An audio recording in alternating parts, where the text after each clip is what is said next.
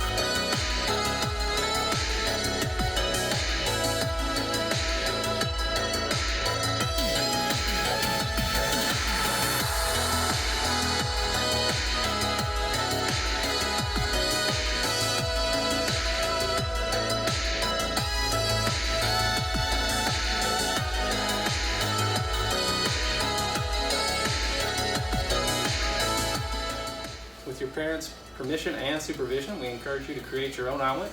Make sure you share with us so we can see how it turned out using the hashtag PlaySafeInFay. Thanks for joining us today, and we'll see you the rest of the summer. Bye.